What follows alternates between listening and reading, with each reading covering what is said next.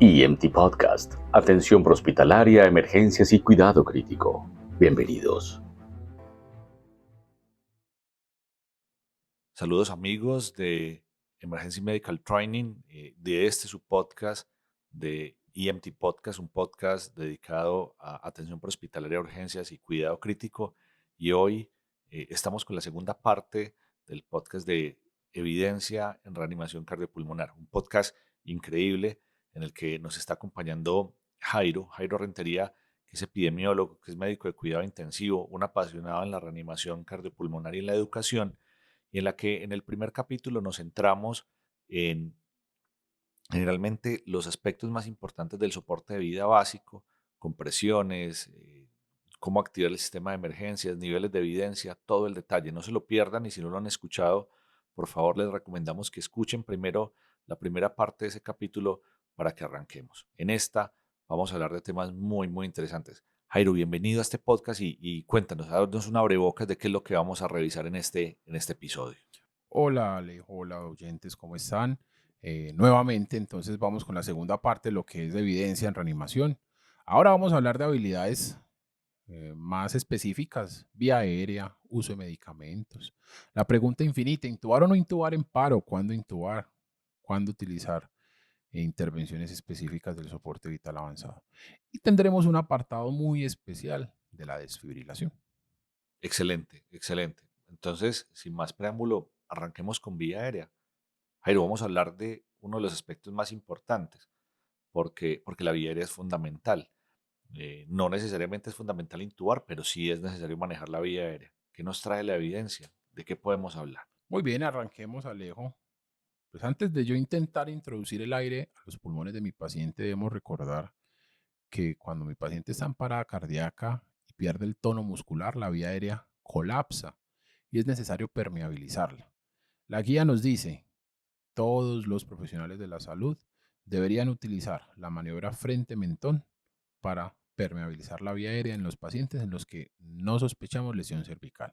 Y dice, esto es una recomendación 1. Si ustedes recuerdan del primer podcast, recomendación 1 quiere decir una recomendación fuerte a favor, pero el nivel de la evidencia es C y es una recomendación de expertos. Yo aquí me llevé una sorpresa tremenda y es porque hemos enseñado a capa y espada a permeabilizar la vía aérea.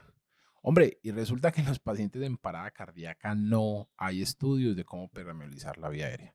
¿De dónde sale esta recomendación, Alejo? Estudios de radiografías y en estudios de cadáveres. O sea, la evidencia realmente es muy mala y la estamos traspolando, lo que solemos hacer. Nos encanta traer cosas de donde no corresponden, a donde corresponden, y lo decimos con la certeza absoluta de que, como si fuera un ensayo clínico. Cada vez me sorprendo más, pero me sorprendo gratamente porque sé que hay mucho que investigar, pero también que es necesario, absolutamente necesario, continuar con las dudas razonables. Entonces, otra cosa y otra intervención que hacemos mucho es introducir un dispositivo orofaringeo, una cánula de Guedel. Entonces, la guía nos dice, bueno, mire, usted debería utilizar un dispositivo orofaringeo en pacientes que estén inconscientes, en los que no les induzca un reflejo de tos o no les genere arcadas para facilitar la ventilación con un dispositivo de bolsa, válvula, mascarilla. Y la recomendación es una recomendación 2B, o sea, moderada a favor, pero el nivel de la evidencia es el mismo. Recomendación de expertos. Es una recomendación de expertos, ¿por qué? Porque no hay investigaciones del uso de una cánula de Gale en parada cardíaca. Es importante recordar que las guías de reanimación no solamente se han centrado en reanimación cardiopulmonar propiamente dicha, sino también en episodios de paro y periparo. En el periparo quizás es donde tiene mayor relevancia lo que está diciendo Jairo, en los pacientes que se encuentran inconscientes, que no tienen reflejos, pero que no necesariamente todavía están en parada cardíaca. Entonces, ese aspecto es claro porque aunque las guías de reanimación la gente las coincide solamente para un episodio de paro, también hay algunos aspectos muy importantes relacionados con ese periparo en el paciente que todavía no está, y en el paciente también que tiene retorno a la circulación espontánea y le estamos dando manejo en el estado de posparada cardíaca. Es correcto. Y la guía dice, bueno, en el escenario de paro no tenemos ni idea. pero en los escenarios periparada cardíaca, la cánula de Guedel ha demostrado que utilizada bien facilita el manejo de mantener la vía aérea permeable. Pero ellos aclaran en que los reanimadores deben asegurarse de conocer la técnica, uno, y de en qué pacientes utilizarla.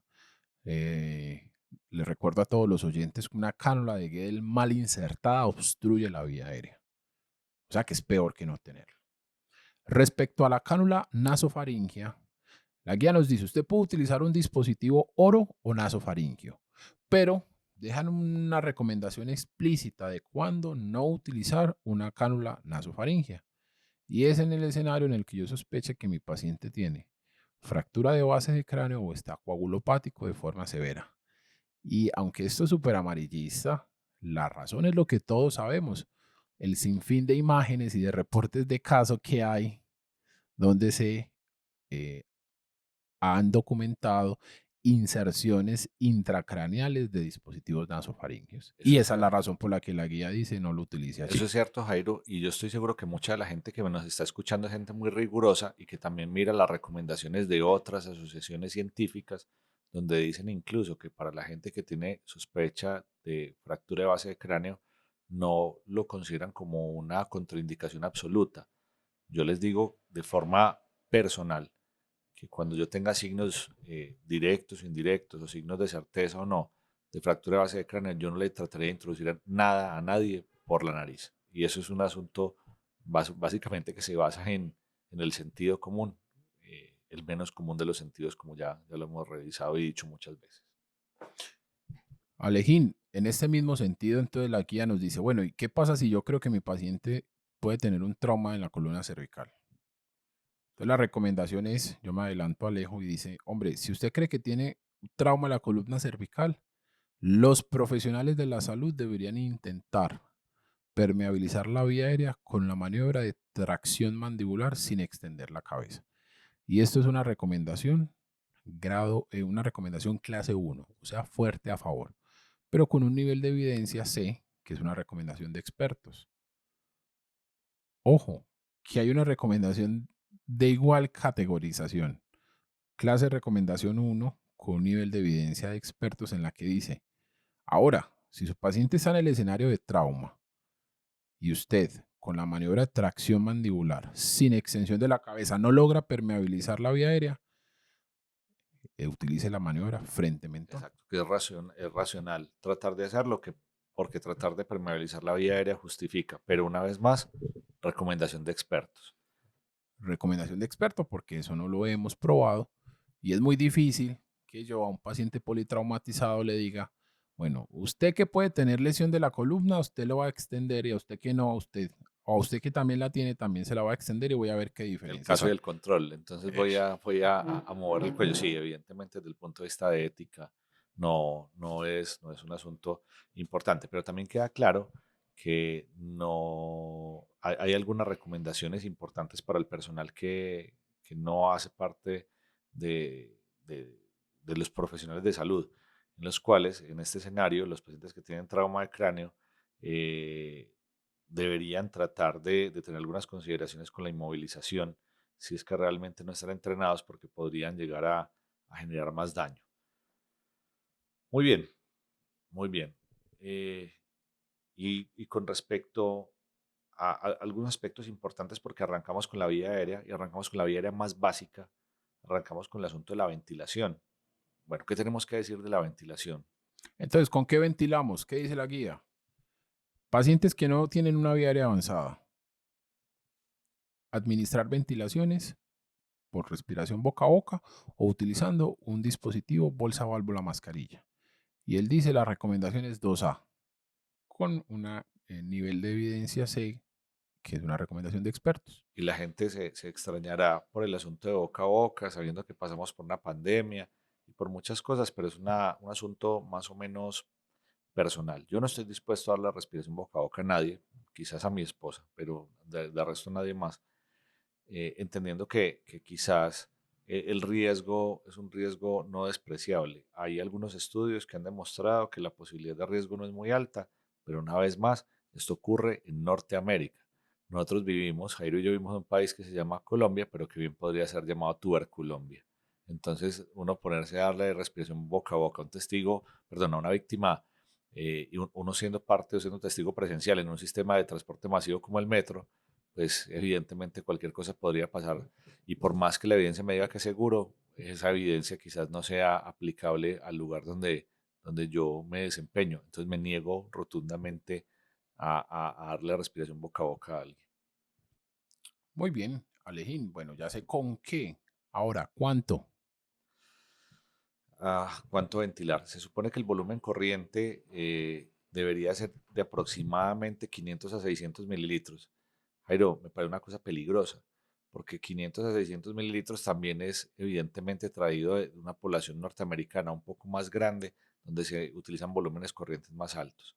Si somos realmente, somos muy adecuados, si somos podríamos llamarlo, consecuentes con las cosas, deberíamos pensar que lo fisiológico es un volumen corriente de más o menos de 6 a 8 mililitros por kilo, 6 cuando estamos hablando de volúmenes protectores, 8 a 10 fisiológicos. eh, y es por esta razón que tenemos una preocupación muy alta. Un dispositivo bolsa, válvula, mascarilla tiene una capacidad nominal de al menos 1500 y generalmente, incluso en personas de menor tamaño, estamos excediendo por lejos ese valor de 500 y 600 mililitros. Oye, Alejo, y que hay un agravante gigante, y es que ¿cuánto es 500 en un BBM? Estoy asustado, estoy en paro, tengo las dos manos disponibles eh, para comprimir la bolsa del BBM. ¿Cuánto es 500? Nosotros tuvimos la posibilidad hace muy poco de tener un equipo que podía medir el volumen corriente y empezamos a ventilar los maniquís mirando, o más bien sin mirar el dispositivo, solamente con lo que estimábamos y generalmente uno falla. Y falla porque suele darle un volumen corriente mucho más alto. Entonces, dentro de los procesos de formación, por ejemplo en EMT, uno de los proyectos que tenemos a muy corto plazo es conseguir un dispositivo para poder establecer con cuánto se ventila y por ahí hay algunos papers que han tratado de estimular el uso de la ventilación en adultos con dispositivos pediátricos, con valores muy cuestionables. Unos parecen ser muy exitosos y otros parece ser que se quedan cortos, pero ya hay algunos intentos que podrían pensarlo. Yo creo que se puede hacer con un equipo de adultos, pero hay que ser consciente una de las destrezas más subvaloradas, que es la ventilación con presión positiva con dispositivo bolsa válvula mascarilla. Muy bien, y la guía entonces, ¿cómo nos controla este punto? Nos dice, pues mire, usted debería ventilar con un volumen de 500 a 600 o el suficiente para generar una expansión torácica visible. Esto es una recomendación 2A con un nivel de evidencia C, datos limitados. Ahora, ¿yo a qué me expongo cuando a mi paciente lo ventilo con más aire del que necesita? Aumentar la presión intratorácica. El aumento de la presión intratorácica puede traer consigo disminución en la calidad de las compresiones y una posibilidad mayor de distensión gástrica, broncoaspiración y evidentemente más malos resultados. Está muy bien, Alejo. La cuestión es, uno usualmente, ¿por qué ventila con más aire, Alejo? Bueno, la razón fundamental es que en ese periodo de estrés, la incapacidad de poder controlar los movimientos que estás haciendo eh, es un asunto más o menos natural. Yo sé que tú has sido testigo, al igual que yo, que cuando la gente está estresada y el paciente está desaturado, no estoy hablando de paro, estoy hablando de periparo, la, la velocidad de la ventilación es inversamente proporcional con el valor de la saturación. Mientras menos sature, más rápido lo ventilan, tratando o pensando falsamente que ventilarlo más rápido y con más volumen va a recuperar la saturación, cuando necesito es calidad más que cantidad y una cantidad correcta y permitir pues, el ciclo completo, ventilar y barrer, que es lo que se supone que se debería hacer. Pero ese acto consciente se pierde en el momento de la emergencia, esa capacidad cognitiva y esa carga cognitiva aumentada hace que respondamos de forma refleja y no de forma consciente, y por eso es que muchas veces se hacen las cosas de la forma inapropiada. Excelente. La principal razón por la que tenemos problemas para ventilar a un paciente es porque no hemos permeabilizado adecuadamente la vía aérea, porque no estamos extendiendo la cabeza, porque no hemos utilizado un dispositivo orofaringio o lo estamos utilizando mal. la guía tiene una recomendación explícita en contra de hiperventilar a mi paciente. Se debería evitar de forma activa ventilar demasiado o con mucho volumen durante la parada cardíaca. Y esto es una recomendación, Alejo, clase 3, en contra fuerte, porque se demuestra que genera daño y vos lo mencionaste. Insuflación gástrica, regurgitación, aspiración, aumento en la presión intratorácica, disminución en el retorno venoso, disminución en la capacidad de bombear sangre con las compresiones y en últimas se asocia con menos supervivencia. Muy bien. Bueno, ¿y a qué velocidad, Jairito? ¿A qué velocidad Excelente debemos pregunta, ventilar? excelente pregunta. Aquí quiero decir dos cosas. La guía nos dice, mire, usted debe dar una ventilación que dure un segundo, permitir que el paciente expire y volver a ventilar un segundo. Ellos pues le recomiendan que yo respire a la misma vez que el paciente cuando ventilo, entonces tomo una respiración, ventilo, tomo otra respiración, ventilo. La cuestión es que la evidencia, Alejo, y yo sé que aquí me estoy adelantando un tricito, pero se los voy a dar como abrebocas. Inclusive ya hay datos que dicen que yo no tengo que parar las compresiones para ventilar y que lo importante es ventilar, evitando la hiperventilación. La guía nos dice con una recomendación 2B y un nivel de la evidencia C, que es de expertos, que debemos dar una ventilación en un segundo y hacerlo 2 veces. Cuando estamos haciendo ciclos de 30 por 2 Es correcto. y cuando estamos ventilando de manera asincrónica, una ventilación cada 5 a 6 segundos, cada 6 segundos para lograr a más o menos 10 por minuto. Ahí Jairo dice una cosa que es muy importante y que debería quedar clara para todos, y es que ahora y desde el 2018, no desde el 2020, es perfectamente razonable hacer ciclos de 30 por 2 o hacer compresiones y ventilaciones asincrónicas, incluso sin un dispositivo avanzado para la vía aérea. Esta recomendación, Alejo, no cambia desde hace tiempo. La última vez que se revisó fue en el 2020. Eh, Ellos sacan datos de anestesia en la que dicen que en los pacientes que están hipoxémicos o en los pacientes que van a intubar, dar una ventilación cada 6 segundos, o sea, 10 ventilaciones por minuto, evita la hipoxemia en el paciente que ya no respira y disminuye la posibilidad de todos los eventos adversos que hablamos relacionados con la hiperventilación. Bueno, de forma habitual entonces la relación 30 compresiones por 2 ventilaciones, ¿qué tanta evidencia tiene el conocido ciclo de 30 por 2? Hombre, aquí nos podemos quedar muchísimo tiempo hablando. Yo se los voy a resumir de la siguiente forma. 2017, ILCOR hizo una revisión sistemática. Comparo las relaciones que a ustedes se les ocurra. 30 por 2, 30 por 4, 30 por 6, 15 por 2. Y se dio cuenta que 30 por 2 se asociaba con mejores desenlaces que relaciones adicionales y que por lo menos era igual de bueno que dar compresiones continuas y ventilaciones asincrónicas. ¿Escucharon? Compresiones continuas y ventilaciones asincrónicas era igual que dar ventilaciones en una relación 30 por 2 Sin en desenlaces embargo, de supervivencia. el utilizar 30 por 2 durante 5 ciclos se asocia con una posibilidad más adecuada de control de tiempo. Es solamente un asunto de opinión, no es evidencia. Eso no hace parte de la evidencia. Solamente les estoy diciendo que en los escenarios en los que entrenamos utilizando ciclos de 30 por 2, 5 ciclos, o lo hacemos de forma eh, asincrónica, hemos encontrado que se suele perder más en el control del tiempo cuando se hace de forma asincrónica, pero evidentemente hasta ahora no hay ningún estudio que ponga esto de manifiesto. Entonces, esto es para los pacientes que no tienen una vía aérea avanzada. 30 por 2, la clase, la recomendación es 2A y el nivel es B, o sea, un nivel moderado.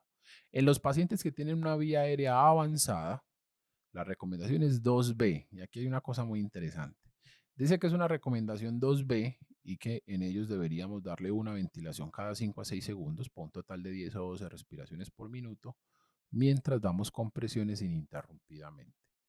En el 2017, una revisión sistemática encontró un estudio observacional en humanos y 10 estudios en animales, en los que al comparar en pacientes intubados compresiones con ventilaciones intercaladas versus compresiones continuas y ventilaciones asincrónicas, encontró que no era diferente uno en comparación del otro, aunque en los pacientes en los que dábamos compresiones de forma continua, dábamos ventilaciones de forma continua, aumentaba la posibilidad de sobredistensión gástrica.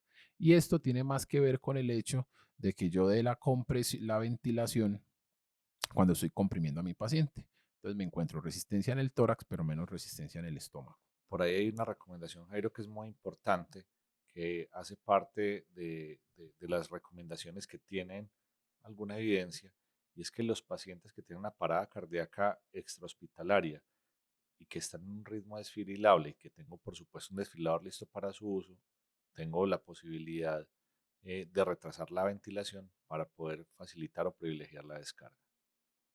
Sí, señor, y ya lo vamos a ver ahorita. Quisiera aclarar el mensaje anterior. Cuando me refiero a la relación de las ventilaciones, es si ventilaba cada 2 segundos, cada 3 segundos, cada 4 segundos, cada 5 segundos, cada 6 segundos.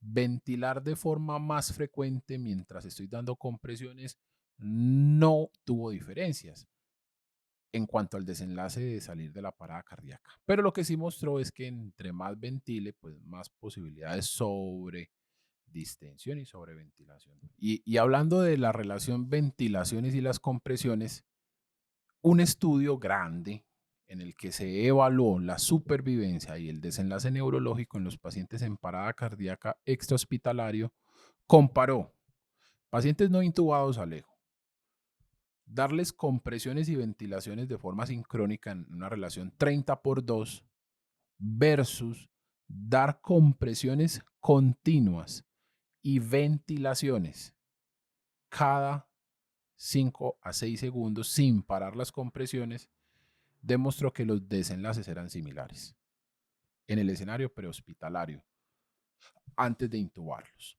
Entonces, la guía dice, mire, la recomendación es 2A y usted debería dar en un paciente que no esté intubado, dar ventilaciones y compresiones de forma sincrónica en una relación 30:2. Sin embargo, es una alternativa, una recomendación 2B, dar compresiones continuas y ventilaciones asincrónicas cada 5 a 6 segundos antes de intubar a su paciente. Y parecería que no hay diferencias. En pacientes en parada cardíaca extrahospitalarias se puede retrasar la ventilación hasta después de la primera desfibrilación si el paciente tiene un paro cardíaco presenciado por un ritmo desfibrilable y yo voy a dar compresiones de forma continua hasta que lo desfibrile. Así que estamos dando o privilegiando la desfibrilación. Es correcto. Estamos privilegiando las compresiones y la desfibrilación por encima de la ventilación. Esto es especialmente aplicable cuando la etiología de la parada cardíaca no es hipoxemia. Porque ¿cuánto estoy saturando yo cuando hago un paro cardíaco por un ritmo desfibrilable, Alejo? Si es muerte súbita, Muerte debemos de súbita estar saturando por encima de 90%. de 90. Entonces esos primeros minutos de la parada cardíaca va a tener sangre oxigenada circulando. Entonces yo podría evitar diferir la desfibrilación por ventilar a mi paciente y desfibrilarlo, o darle compresiones de forma continua para asegurar la perfusión de la sangre y ventilar de forma sincrónica. Muy bien. Jairo, hablemos de terapia eléctrica, hablemos de desfibrilación y hablemos de las implicaciones que tiene la desfibrilación, porque quizás sea una de las intervenciones más importantes y sobre desfibrilación hay bastante evidencia de qué, de cómo, de cuándo desfibrilar, en qué momento hacerlo y bueno, qué nos trae la evidencia, porque acá hay muchas cosas que se han estudiado y hay muchas cosas que aún están por poderse determinar. Perfecto. La primera recomendación que la guía nos da es, dice, los desfibriladores se recomiendan para tratar las taquiarritmias que requieran una descarga y es una recomendación 1 con un nivel de evidencia B moderado. La pregunta de cuándo desfibrilar un ritmo desfibrilable, Alejo. ¿Cuándo?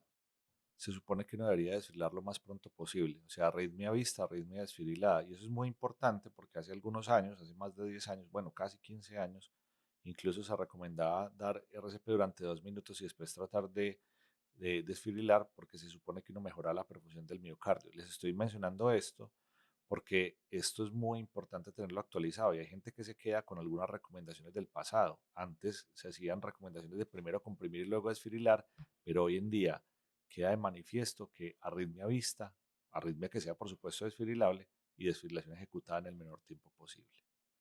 Entonces, Alejo, eso que vos mencionas es inclusive una recomendación puntual de la guía. Y la guía nos hace, la pregunta es, ¿hay que dar RCP antes de desfibrilar? La recomendación es la siguiente. Yo debo dar RCP hasta que el desfibrilador o el DEA esté aplicado y listo para usar. Pero ¿qué pasa si mi paciente tiene unos parches del DEA puestos o yo tengo el desfibrilador al lado, lo tengo monitorizado y mi paciente hace parada cardíaca por un ritmo desfibrilable presenciado? Lo más pronto Pues posible. la prioridad es desfibrilar rápido. La cuestión es que hay un tiempo no despreciable en el que yo me demoro en organizar el desfibrilador. Ese tiempo no despreciable, la guía me dice de compresiones, pero en cuanto tenga disponible el desfibrilador, utilícelo. Jairo, se han utilizado diferentes tipos de ondas. Los desfibriladores arrancaron siendo monofásicos. Hoy prácticamente ningún equipo es monofásico. Es una cosa realmente rara y hay equipos bifásicos. Y entre las ondas bifásicas hay ondas rectilíneas atenuadas, exponenciales truncadas, multipulso, que no han demostrado ninguna de las bifásicas ser superior a la otra. Pero entonces, Jairo, ¿bifásico o monofásico? Entonces, yo te lo respondo con dos comentarios. Número uno, bifásico y monofásico son equivalentes en cuanto a los desenlaces clínicos. O sea, ambos son capaces de determinar la arritmia, que es lo que queremos. La cuestión es que los desfibriladores bifásicos utilizan menores energías para alcanzar la terminación de la arritmia al compararlo con los dispositivos monofásicos. ¿Y eso qué significa? Pues que le genero menos lesión al corazón por electricidad. Entonces la guía nos dice, si usted tiene las dos opciones, prefiera bifásicos. Número uno, hay diferentes tipos de onda en los bifásicos. La comparación entre una u otra no ha arrojado diferencias. La mayoría son estudios observacionales y no han demostrado que sea diferente las ondas de los dispositivos bifásicos. Hay una cosa muy importante y hay que aclararle a nuestros oyentes que algunos fabricantes permiten, no dan topes de energía de hasta 360 joules sin que ello signifique que ese desfibrilador sea monofásico. O sea, hay algunas marcas de equipos que utilizan tipos de onda generalmente exponencial truncada que llega hasta 360. Marcas como, o equipos como los LifePack que llegan a 360.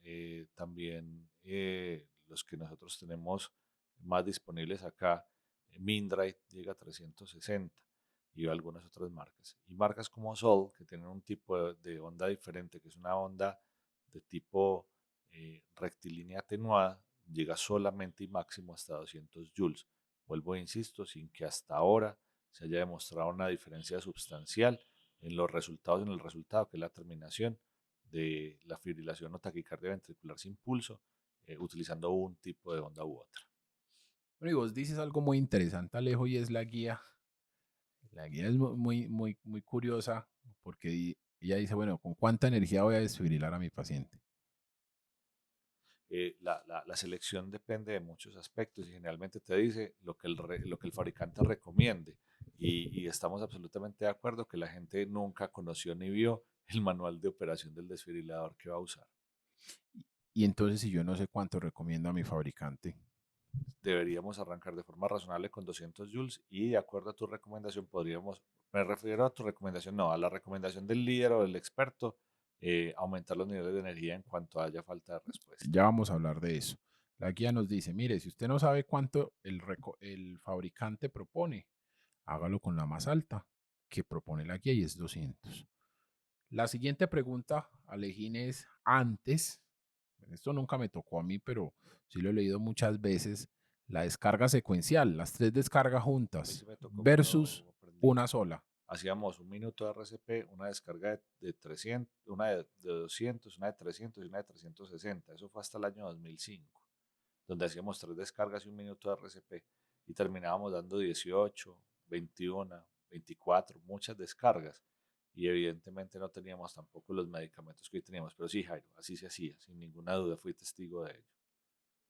Entonces, la guía nos dice, una descarga versus múltiples, una recomendación 2A, se recomienda una sola descarga en comparación de múltiples descargas en el escenario de un paciente en un paro cardíaco por un ritmo desfibrilable.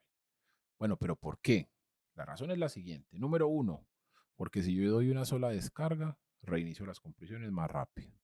Porque cuando comparamos la posibilidad de éxito de una sola descarga es alta, especialmente si los dispositivos son bifásicos y utilizo las dosis que recomienda el fabricante.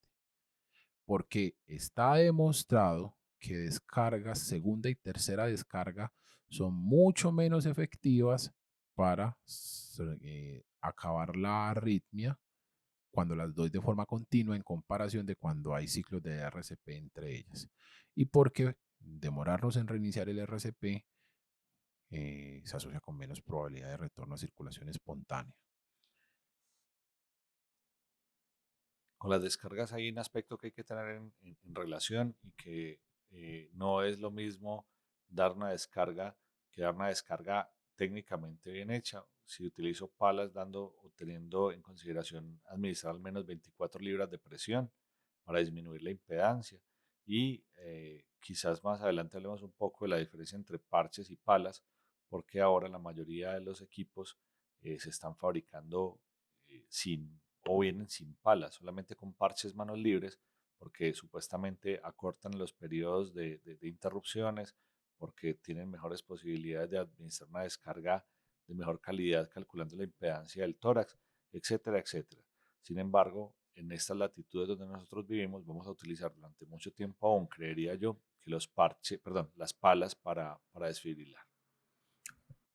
Perfecto. Respecto a la energía en las descargas subsecuentes, la guía tiene una recomendación 2B, o sea, moderada a favor con un nivel de evidencia moderado, pero basado en ensayos clínicos, en el que dice que si yo utilizo un desfibrilador que es capaz de dar más energía, pues yo debería utilizar mucha más energía en la segunda y en las descargas subsecuentes para tratar las arritmias refractarias.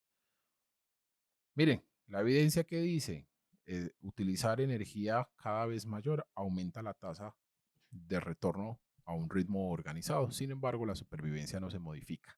Aquí es especialmente complejo analizar estos resultados porque es que la mayoría de las investigaciones que la guía cita eh, describieron o diagnosticaron arritmias refractarias de formas diferentes. Entonces yo empiezo con descargas bajitas y a los 10 minutos de paro empiezo a dar descargas máximas y digo, no, eso no sirve, es lo mismo. Así como otros que empezaron con dosis más altas al principio y dijeron, pues si yo doy dosis más altas al principio es mucho más exitoso. Entonces el problema más importante que hay para poder hablar de una cosa, de la estrategia ideal, es que hay demasiada heterogeneidad.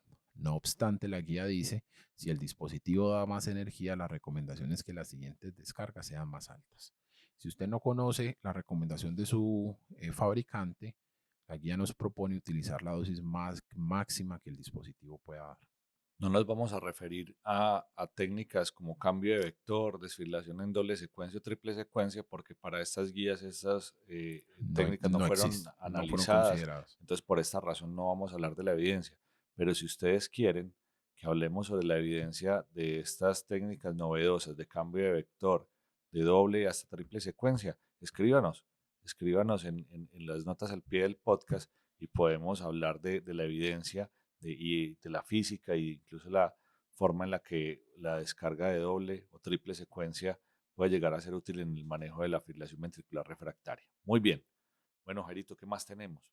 Alejín, mira, yo quiero contarles algo que me pareció pues, un dato muy curioso y es de esa famosa fase eléctrica de la parada cardíaca.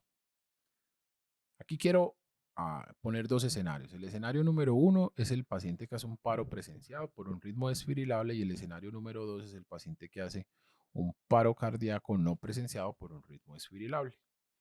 Entonces, cuando yo tengo un ritmo desfibrilable, esos primeros minutos, las reservas miocárdicas de oxígeno todavía existen. Hay otros sustratos de energía que el corazón puede utilizar. Y en este escenario, dar descargas de electricidad son especialmente exitosas. Por eso la guía nos dice que si un paciente me acaba de parar, tiene un ritmo desfibrilable, yo debo darle prioridad a la desfibrilación sobre las compresiones. Pero si ya ha pasado un tiempo, este tiempo no está determinado, pero es en minutos, esas reservas miocárdicas de oxígeno y los sustratos de energía se depletan. La posibilidad de que ese corazón logre un retorno a un ritmo organizado con una desfibrilación es más bajita. Y la guía nos dice que dar RCP por X tiempo parecería que repleta las reservas miocárdicas de oxígeno y aumenta la posibilidad de que la desfibrilación sea exitosa. Hay una cosa observacional, solo Solo observacional, Jairo, observacional. y es que los pacientes que tienen fibrilaciones ventriculares finas suelen salir más a asistolia que a ritmos organizados, Organizados. pero eso es solamente observacional. Y es que precisamente una de las cosas importantes a la hora de emitir una recomendación es que deberíamos ser lo más generales posibles y dejar de particularizar, porque si no las recomendaciones se vuelven muy complejas.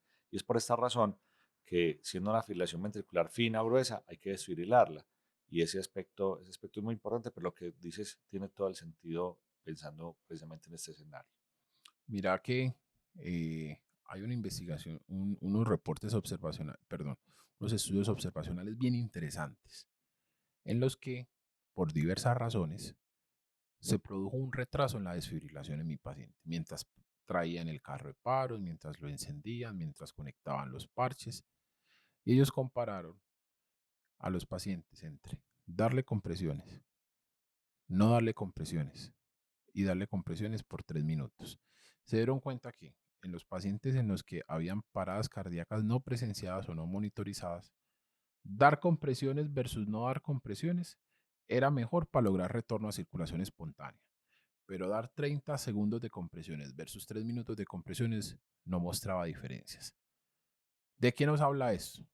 Nos habla de que esas poquitas compresiones que yo le doy a mi paciente mientras estoy preparando el desfibrilador parecen que me ayudan a repletar la reserva de oxígeno y de energía para que ese corazón que está fibrilando y está en una TB sin pulso logre salir a un ritmo organizado y no a sistolia. Entonces aumenta la posibilidad de que tenga, como decirlo de alguna forma, el sustrato para poder arrancar. No sé si me estoy haciendo entender. Absolutamente, absolutamente claro, claro, Jairo. Entonces, mensaje para todos. Una vez usted diagnostique su paciente que tiene un ritmo mientras prende, carga el desfibrilador, dele compresiones. Y esta es la misma razón por la cual, después de yo dar compresiones, después de yo desfibrilar, no verifico el pulso, sino que doy compresiones. Porque para ese paciente para ese corazoncito que está aturdido, mm, bombearle oxígeno manualmente aumenta la posibilidad de que se mantenga en un ritmo de circulación. Ok, Jairo, ¿hay alguna evidencia y alguna recomendación para anticipar la descarga cuando se prevé que hay una fibrilación ventricular? Es decir, una de las cosas que ocurre con mucha frecuencia es que cuando estamos reanimando a un paciente en fibrilación ventricular, le hemos dado la primera descarga y estamos avanzando hacia el segundo minuto y llega el momento de hacer una siguiente descarga.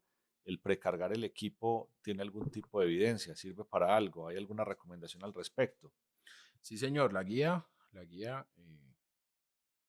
no habla de unos estudios específicos que evalúen el efecto de precargar, pero sí nos propone dos intervenciones para hacerlo. Y el raciocinio es menor tiempo desde que yo paro la compresión hasta que administro la descarga. Entonces, ¿cuáles son las aproximaciones? Número uno, yo estoy dando las compresiones y yo cargo el equipo antes de verificar el ritmo. Y si yo verifico el ritmo y es desfibrilable, como ya lo tengo cargado, lo desfibrilo de una vez. Eso es lo que llamamos el quick check con la descarga, que es verificar el ritmo con las palas cargadas en el Cargadas. paciente que se encuentra crudo, por llamarlo de alguna manera, que no está monitorizado y que tiene algunos cuestionamientos desde el punto de vista de seguridad, porque se supone que alguien tiene que estar entrenado para que no termine desfibrilando A todo el equipo. a todo el equipo o a un paciente que no tenga una fibrilación ventricular. Ese es el primer aspecto.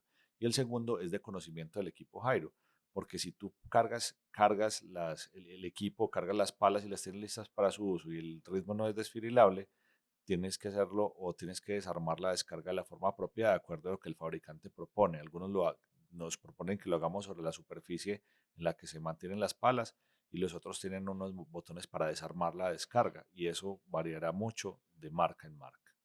Y la segunda forma de hacerlo es verificas el ritmo. Si decides que es un ritmo desfibrilable, te retiras, reinicias las compresiones, cargas el equipo y luego desfibrilas. Son las dos propuestas que las guías tienen y dice, ambas, aunque no están probadas, reducen el tiempo sin perfusión cerebral, o sea, el tiempo sin compresiones. Excelente, muy bien. ¿Con qué seguimos? Bueno, había algo se había hablado un poco sobre la secuencia doble, pero no se hicieron estudios muy grandes. Sobre la triple no hay nada, sobre el cambio de vector no hay nada. Algo sobre la doble, Jairo, que hayan dejado de recomendación, la puerta abierta, estudios en curso. La puerta está abierta, dicen que hasta la fecha no se ha establecido y que el uso de una desfibrilación secuencial doble podría hacerse con una recomendación 2B y unos datos que son C y con información limitada. Hay reportes de casos, estos reportes de casos han mostrado unos desenlaces prometedores. Sin embargo, la mayoría de estos reportes tienen unos sesgos de publicación muy interesantes que deben considerarse. Actualmente se está llevando a cabo una RCT que busca evaluar si la desfibrilación de secuencial doble sirve o no sirve. Muy probablemente para la recomendación del próximo año ya tengamos más información. Queda claro que no hay estudios que lo hayan hecho con palas. Queda claro que no hay estudios que hagan una recomendación específica a nivel de energía. Queda claro que no hay ningún tipo de estudio que haya demostrado la técnica descrita de forma detallada. Y obviamente hay un aspecto fundamental y es que no todos los fabricantes garantizan la protección de sus equipos cuando se desfibila de manera secuencial. Es decir, podrían ocurrir daños en algunos equipos que no están diseñados para ese propósito. Perfecto. Una vez yo desfibrilo, debo reiniciar inmediatamente las compresiones y eso es una recomendación 2B con un nivel C. Yo creo que con respecto a terapia eléctrica hemos hablado, finalmente habría muchas más cosas que hablar, pero esos son los aspectos más importantes, por lo menos los que se evalúan desde la evidencia. Y llega un aspecto fundamental. Para la administración de medicamentos necesitamos accesos vasculares. Jairito, ¿qué tenemos en la evidencia de cómo acceder? ¿Cuál es la mejor forma que hay disponible y cómo se debería llevar a cabo? Muy bien, la guía nos dice, hermano, que con una recomendación 2A, o sea, una recomendación a favor moderada, el primer intento debe ser poner una vía intravenosa para la administración de los medicamentos en parada cardíaca. Si la vía intravenosa falla, el número de intentos es discutido, pero estamos en dos intentos de un acceso venoso falla. La guía nos dice con una recomendación 2B, o sea, una recomendación débil a favor, que yo debería considerar un acceso intraóseo. Eh, Aparece luego Alejo la posibilidad de poner una vía central en paro, una recomendación 2B, si yo tengo el equipo a la mano, si tengo a alguien entrenado, pero esto logísticamente es tremendamente difícil.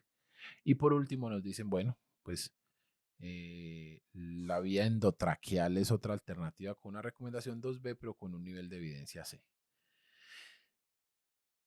Eso es lo que dice la guía. Bueno, Recomendación grandes, pero aclaremos entonces vamos algunos a la aspectos. minucia. Aclaremos algunos aspectos importantes. El primero es que no es lo mismo llevar a cabo una reanimación cardiopulmonar dentro del hospital que fuera del hospital y a veces con limitaciones de personas, quizás una vía intraósea se ha constituido en una práctica clínica común en proveedores prehospitalarios en Norteamérica. En Latinoamérica, quizás en México lo hacen, pero el resto no. Entonces, para muchos quizás sea la primera vía, tratar de usar una vía intraósea, pero la recomendación es clara, donde se debería iniciar una vía venosa periférica como primera opción. Me parece que es un aspecto interesante. La guía, inclusive, hermano, a pesar de que le da una recomendación 2 veces muy enfática en decir que en los últimos años los accesos intraóseos han ganado popularidad, se insertan relativamente rápido y relativamente fácil, y en comparación de las canulaciones intravenosas, parecerían ser más exitosos, con un bajo riesgo de procedimientos.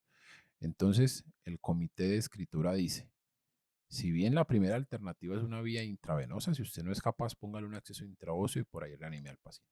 Ya por debajo, y está por debajo en el nivel de evidencia, y con un nivel de evidencia similar, quedan las dos últimas opciones, que es una vía central, que para serte honesto, Jairo, la posibilidad de hacer lesiones en el paro es muy alto.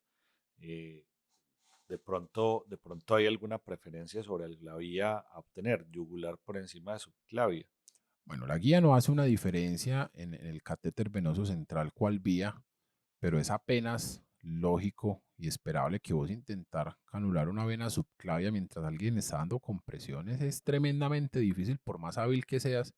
Y básicamente es porque el movimiento de las compresiones te mueve la caja torácica Y vas a y se te producir un distorsiona la neumotórax y anatomía y todo con esto. certeza va a ser más probable puncionar el pulmón. El yugular es mucho más predecible, especialmente si tienes ayuda ecográfica. Tal vez sea la vía más fácil si ya tienes al paciente con una vía aérea asegurada.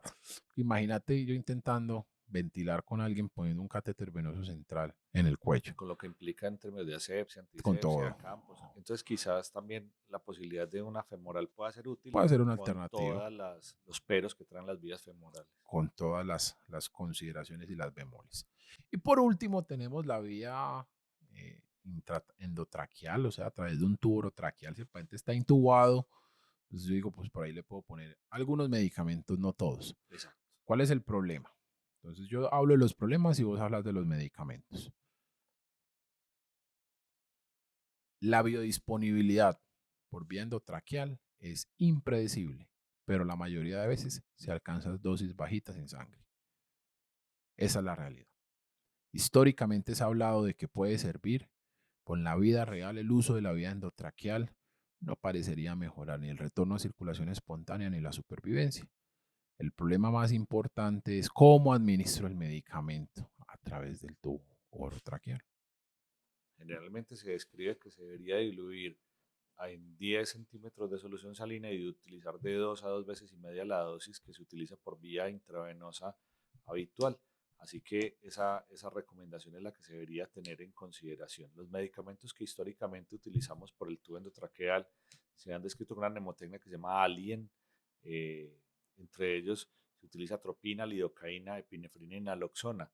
Medicamentos como amidarona no deberían ser pasados por el tubo endotraqueal. Medicamentos como bicarbonato, gluconato de calcio, vasopresina, eh, no deberían ser utilizados.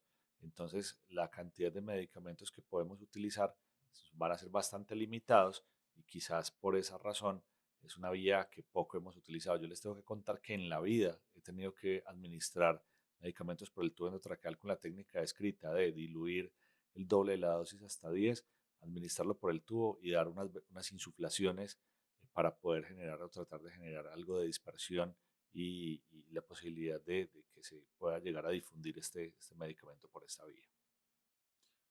Yo una vez lo hice. El escenario el escenario más difícil al que nos hemos enfrentado es un muchacho muy joven, nos hace una parada cardíaca por hipercalemia, lo intentamos canalizar y no fuimos capaces en ningún lugar. Tenía una fístula a ambos lados, ninguna vena le funcionó, lo intubamos y le pusimos adrenalina. Ojo, yo no estoy diciendo que la adrenalina endotraqueal fue la que la sacó adelante, pero a forma de anécdota les cuento pues que una sola vez lo hicimos y nada, dos veces y media la dosis máxima. Bueno, Alejo, hablemos de medicamentos en parada cardíaca, especialmente los vasopresores. La guía nos dice que una recomendación uno, una clase de recomendación uno, nos dice eh, Que se recomienda el uso de adrenalina. Y esa es una cosa que es bastante discutida, porque si nosotros miramos las propiedades de la adrenalina, sabemos que la adrenalina es un medicamento que es proarrítmico, es un medicamento que básicamente lo utilizamos para privilegiar un poco el flujo sanguíneo a algunas partes del cuerpo, pero que finalmente hay muchas consideraciones. De hecho, algunos consideran que quizás la adrenalina sea mucho más dañina en ritmos desfibrilables, pero en lo que hoy usamos y en lo que hoy está publicado de forma oficial, pues la adrenalina se recomienda que sea administrada en pacientes con paro cardíaco y no hay una distinción sobre cuál ritmo debería tener el paciente para que se le administre. Así pues, el nivel de evidencia es uno, perdón, la recomendación es uno con nivel de evidencia B. Con nivel de evidencia, o sea, moderado. Hay una revisión sistemática y un metaanálisis en el que los estudios que se incluyeron muestran que utilizar la epinefrina aumenta de forma significativa el retorno a circulación espontánea y la supervivencia. Es muy curioso la dosis de la adrenalina, que la guía nos dice 1 miligramo cada 3 a 5 minutos. Entonces, la guía dice, es una recomendación 2A. Y ellos explican que las dosis las utilizan porque los protocolos en los ensayos clínicos utilizan adrenalina, 1 miligramo, entre 3 y 5 minutos, la mayoría de ellos. Entonces ellos dicen, pues, todos ellos al metaanalizarlos nos muestran que aumenta la supervivencia, entonces usted ponga 1 miligramo cada 3 o 5 minutos. Que más o menos se hace referencia a la vida media de la adrenalina cuando se administra con alguna particularidad. Cada 3 minutos nos ha demostrado que los pacientes cuando salen de paro suelen salir muy taquicárdicos por el influjo de adrenalina y que incluso una de las cosas que ocurre con más frecuencia es que con proveedores no muy entrenados, cuando hacen soporte vital avanzado, terminan poniendo adrenalinas en periodos más cortos de tiempo y esto quizás sea una práctica que pueda aumentar la mortalidad. No hay estudios a la fecha que hubiesen demostrado que dosis más altas de norepinefrina, de adrenalina, sean mejores para lograr retorno a circulación espontánea. Ningún estudio. En el caso específico de los ritmos desfibrilables, la literatura va a favor de darle prioridad a las compresiones y a la desfibrilación antes de la adrenalina, y por eso el algoritmo dice que debemos administrar la primera dosis de adrenalina, luego de la segunda desfibrilación. Ok, entonces, ¿cuál es la recomendación y cuál es el nivel de recomendación para la administración de adrenalina en pacientes con ritmos no desfibrilables, Jairo? Entonces, con ritmos no desfibrilables, la guía nos dice, con una recomendación 2A, que debemos administrar la adrenalina lo más rápido posible.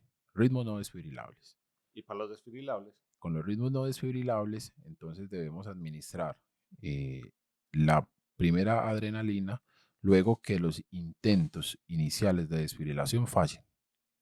Y usualmente se refiere al segundo intento de desfibrilación y la recomendación es 2B. O sea, una recomendación a favor débil.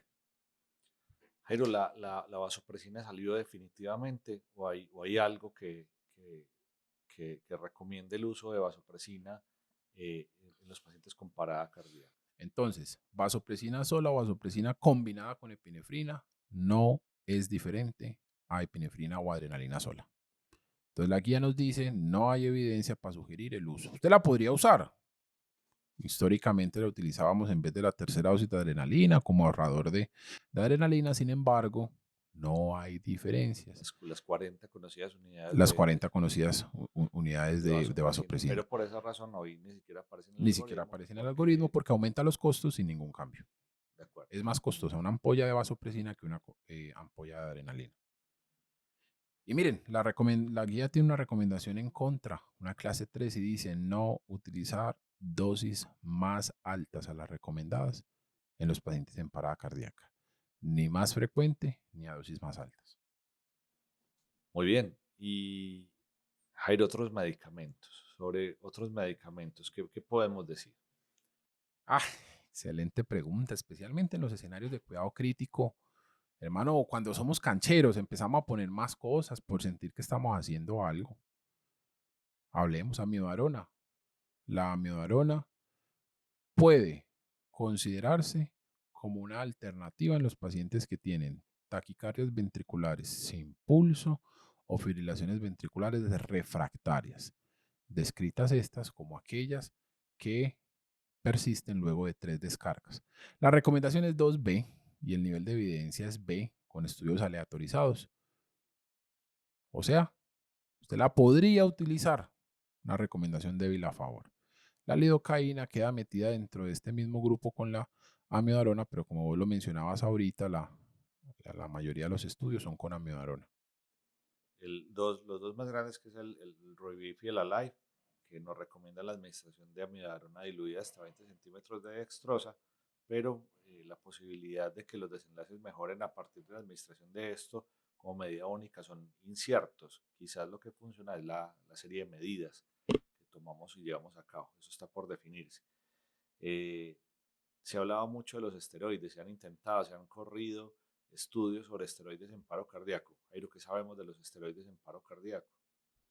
Bueno, esteroides en paro cardíaco y en ritmos no desfibrilables. Hay dos estudios que se llevaron a cabo en el mismo centro, en el que el uso de los esteroides en combinación con vasopresina y epinefrina en la parada cardíaca aumentó los desenlaces de supervivencia y de función neurológica. Sin embargo, se necesitan estudios adicionales para confirmar este efecto. La guía nos dice que es una recomendación 2B con un nivel de evidencia C, o sea, evidencia de baja calidad. Datos limitados para utilizar esteroides en ritmos no desfibrilables en combinación con epinefrina y vasopresina. Bueno, y el conocido y muy utilizado por algunos bicarbonato, calcio, magnesio, molibdeno. Te los incluyo todos en la misma recomendación clase 3. Utilizarlo de forma habitual, de forma protocolaria, no tiene beneficio. Ojo, si mi paciente está hipercalémico, el calcio me sirve. Si la etiología del ritmo del paro es un paciente que está intoxicado o tiene una acidosis metabólica reversible, el bicarbonato tiene indicación. El magnesio solamente tiene evidencia en los pacientes con taquicardias ventriculares polimórficas que se producen por hipomagnesemia. Si no fue por hipomagnesemia, no sirve. Puntas torcidas. Puntas torcidas, es correcto. Y quizás un paciente con sobredosificación de calcio, quizás. Para las intoxicaciones. RCTs con magnesio, con calcio y con bicarbonato no muestran beneficios en el retorno a circulación espontánea, sin importar el ritmo. Muy bien. Bueno, Jairín, ¿de qué más? ¿Qué más nos queda faltando? Hemos revisado casi todo. ¿Qué nos queda faltando? Alejo, son 250 recomendaciones. Hemos avanzado a través de las más llamativas, de las más controversiales o de las que más información nos transmiten. Yo creo que el mensaje final, luego de haber revisado todas las recomendaciones de las guías, va más en este sentido. Y el sentido es, Alejo, estamos reanimando con información insuficiente. La ausencia de evidencia no es una prueba de su no existencia. Es algo que repetimos mucho en investigación. Esto no quiere decir que las intervenciones no sirven. Esto lo que pone en relieve es lo complejo que es la parada cardíaca, lo multifacético y las múltiples habilidades que hay que desarrollar para reanimar a nuestros pacientes. Y deja sobre la mesa la importancia de poder formarte de forma integral, de forma completa, en las diversas habilidades que me sirven para intentar reanimar a mis pacientes y en últimas para mejorar la posibilidad de que sobrevivan y que en caso de que sobrevivan tengan buenos desenlaces. Y pues precisamente en ese sentido, la formación que tratamos de ofertar en Emergency Medical Training, en EMT, está precisamente relacionada con esto. Deberíamos y hacemos y reforzamos precisamente los temas en los que sabemos que hay mayor susceptibilidad de tener mejores desenlaces, en lo que realmente se ha probado. Y tenemos la capacidad también de discutir que no tiene evidencia y que quizás puedan ser intervenciones futiles. Así que, Jairito, te agradezco enormemente. Ha sido una jornada muy interesante para hablar de evidencia. No es todo, porque finalmente hay un montón de recomendaciones. Hablamos de RCP y evidencia en paro cardíaco en adultos para otros diferentes niveles de edad. Ahora en otras recomendaciones diferentes para cada una de las cosas que se hacen, pero yo creo que es una buena mirada para lo que se viene. ¿Cuál es la conclusión final? Y bueno, para que podamos empezar a cerrar de una vez. La conclusión final es la siguiente. Sí, con la evidencia actual, reanimamos como seguimos reanimando, ya conocemos más o menos cómo le está yendo en el mundo. Yo creo que más allá de pegarnos de las clases de recomendación y de los niveles de las recomendaciones, es poder ejecutar las intervenciones de forma organizada y de forma correcta. Y la única forma de hacerlo es entrenándonos. La invitación a todos ustedes es a que nos entrenemos de forma consciente, de forma estructurada, de forma juiciosa, para que lo poquito que podamos hacer lo hagamos bien y las posibilidades de que nuestros pacientes salgan adelante sean mayores. Así que muchas gracias por escuchar este capítulo. Recuerden seguirnos en nuestras redes sociales, estar pendientes de nuestros próximos episodios. Hay algunos episodios que se vienen que van a ser impactantes y bueno, eh, agradecemos enormemente ese tiempo en el que nos han acompañado y nos vemos en nuestro próximo episodio de EMT Podcast. EMT, el poder de salvar vidas.